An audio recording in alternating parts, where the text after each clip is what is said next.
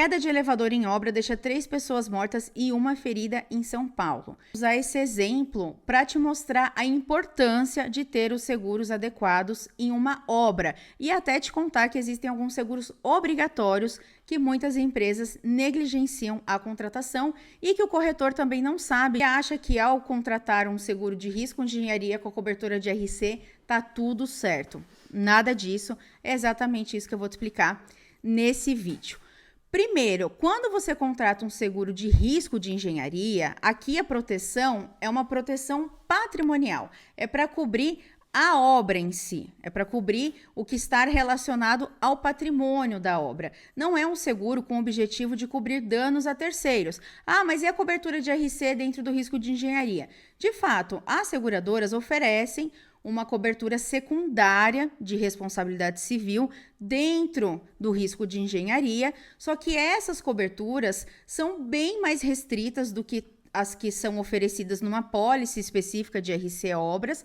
Tem algumas que nem são possíveis de ser contratadas nessa pólice de risco de engenharia e os limites também são bem menores do que ele poderia contratar numa pólice própria desse risco, o que acaba impactando no eventual sinistro, porque o limite que ele tem de cobertura muitas vezes não é suficiente para indenizar numa situação dessa. E aqui não é uma explosão que matou todo mundo que estava na obra e ao redor, né? Foi a queda do elevador que vitimou 3 pessoas. E eu já vou falar sobre valores para você ver que a coberturinha de RC dentro do risco de engenharia não é suficiente.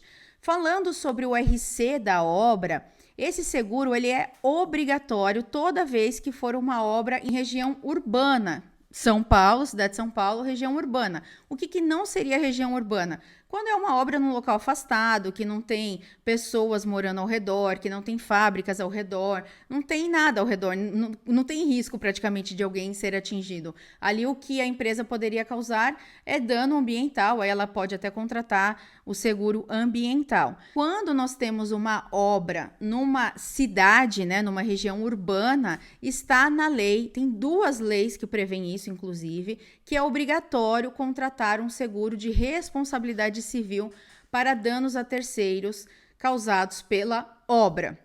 Então, precisa ter uma pólice de RC Obras. Tudo isso eu expliquei em detalhes lá na mentoria que foi realizada no Venda Seguro. Esse vídeo está disponível para todos os alunos verem e reverem com a legislação, com a orientação de como colocar essa informação na proposta, para você cientificar a pessoa responsável da importância de ter o seguro, até porque é um seguro obrigatório. Nessa pólice, você vai contratar o limite adequado, vai ter a cobertura de RC empregador, vai ter a cobertura de RC cruzada, aí vai ter as coberturas pertinentes de acordo com aquela obra também. É uma obra de um condomínio residencial, não é uma obra de grande complexidade, né? Aqui não é uma ponte estaiada, não é um túnel para passar o metrô, né? Enfim, é uma obra que empresas, né, as construtoras, as incorporadoras, os empreiteiros, não é uma obra de grande complexidade, portanto, não é uma obra de grande risco e negligenciam ter o seguro adequado e principalmente o limite. Falando sobre o limite, há 3 funcionários que faleceram, né, nessa queda de elevador.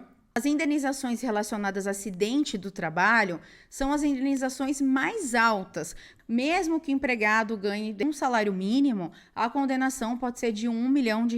E 3 mortes de empregados, pode ser que seja 2 milhões por empregado, 1 milhão por empregado. Então, aqui, de cara, nós teríamos 3 milhões de indenização na cobertura de RC empregador. E é bom reforçar que o RC empregador, ele cobre morte e invalidez permanente por acidente, né, durante o trabalho, né, durante a execução do trabalho, que foi exatamente aquilo que aconteceu. Por isso que é muito importante que tenha o RC Obras, é a pólice de RC Obras. Não deveria iniciar uma obra sem ter esse seguro. Quanto que é o prêmio versus a condenação de um acidente de trabalho? E no ambiente de obra, é um dos maiores riscos de ter acidente de trabalho, porque aqui a gente está falando de altura, a gente está falando de estruturas que estão sendo montadas. Então, obviamente, o risco de ter um acidente fatal numa obra é muito maior do que numa indústria. Então, tem que contratar o seguro de risco de engenharia, tem de contratar o seguro de RC Obras, e se os engenheiros quiserem se proteger e devem, tem de contratar também o seguro de RC profissional para os engenheiros. E falando, né, no seguro RC profissional de engenheiro, RC Obras e na cobertura de RC dentro do risco de engenharia, tem uma aula específica também na plataforma explicando quais são as diferenças entre essas 3 modalidades de seguro, por que é importante contratar os 3, tem até um mapa mental, essa é a aula mais querida dos alunos, todo mundo dá um feedback excelente, essa aula está ainda mais didática que as demais, porque é uma dúvida muito comum dos corretores e quando o cliente fala, não, eu não preciso ter tudo isso, o risco de engenharia já tem a cobertura de RC, eu já estou protegido. Você precisa entender bem as diferenças para explicar, não, você não está protegido totalmente, porque você tem esse risco, tem esses exemplos de condenação, qual é o valor médio de uma condenação relacionada a empregador ou a terceiros, a questão da esfera criminal, da responsabilidade profissional do engenheiro, enfim, tudo isso está bem explicadinho lá nessa Masterclass, as diferenças entre esses 3 produtos, tudo para você ter bons argumentos, convencer o seu cliente que ele precisa contratar e o melhor de tudo, contratar do jeito certo para não ter problema no sinistro. A preocupação não é que você simplesmente venda, a minha preocupação é que você venda do jeito certo, para um bom resultado financeiro, o seu cliente está protegido e o sinistro ser indenizado.